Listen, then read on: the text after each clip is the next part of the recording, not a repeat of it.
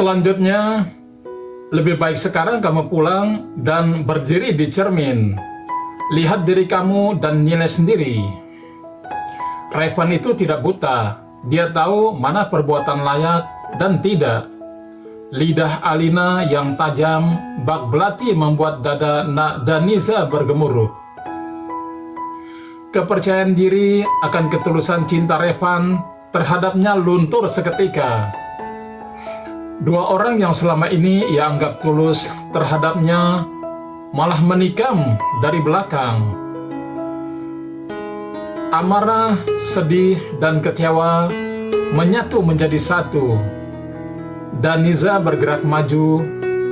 3 tamparan beruntun ia hadiahkan ke wajah Revan hingga meninggalkan tanda kemerahan. Tak ada yang dilakukan pria itu selain mengusap pipi kanan dan kiri yang terasa kebas. "Apa-apaan kamu?" protes Alina. Namun, detik itu juga 2 tamparan ikut mendarat di pipi mulusnya.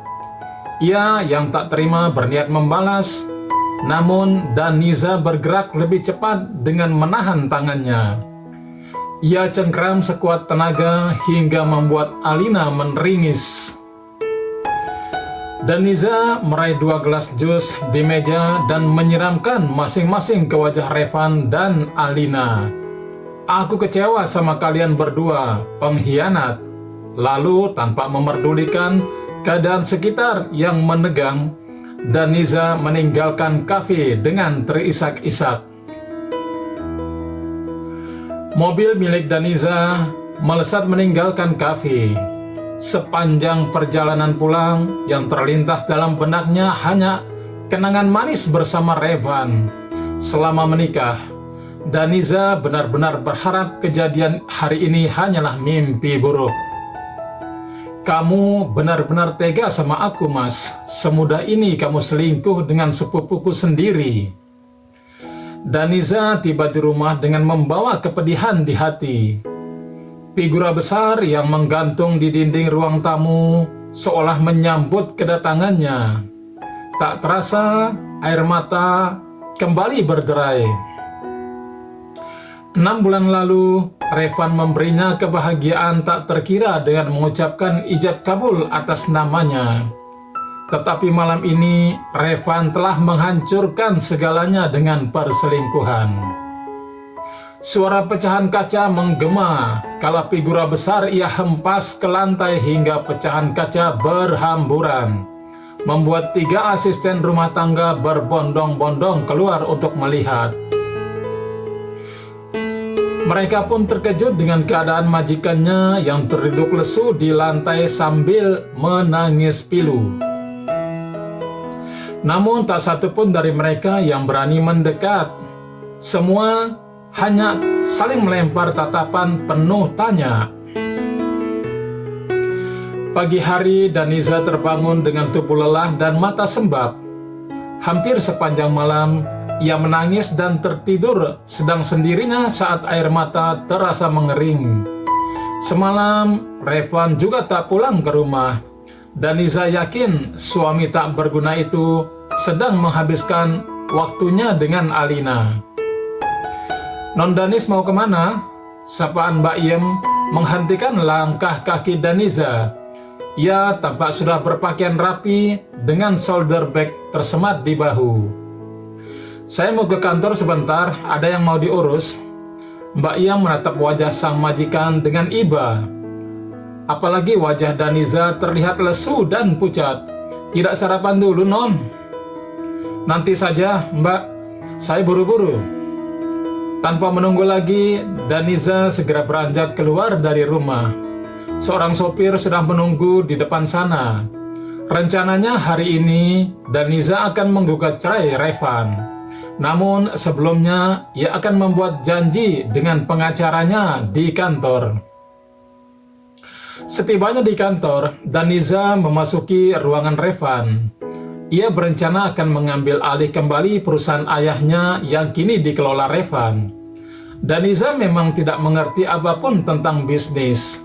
Namun, ia masih memiliki seseorang yang dapat dipercaya untuk mengelola perusahaan itu. Namun, Apa yang ditemukan Daniza di laci meja kerja sang suami membuat amarahnya menembus ubun-ubun.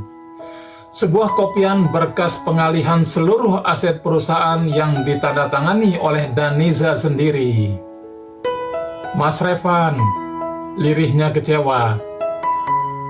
Ingatan Daniza berputar beberapa hari ke belakang.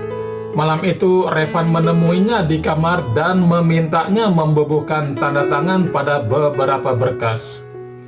Daniza yang terlalu mempercayai suaminya tanpa ragu menandatangani berkas tersebut.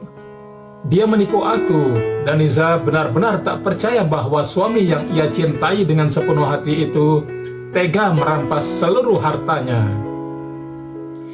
Ia meraih ponsel dan mencoba menghubungi Revan. Namun hingga beberapa kali mencoba, Revan tak kunjung menjawab.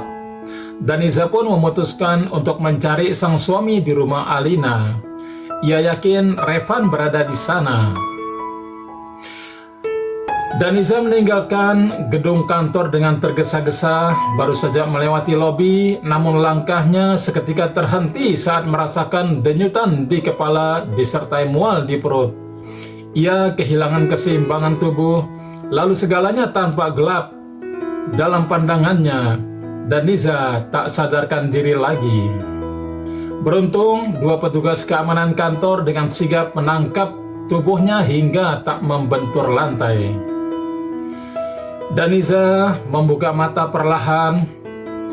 Hal pertama yang hadir dalam pandangannya adalah ruangan asing dengan cat dinding serba putih. Sebuah tirai berwarna hijau yang membentang sebagai pembatas ruangan menandai bahwa ia tengah berada di sebuah rumah sakit.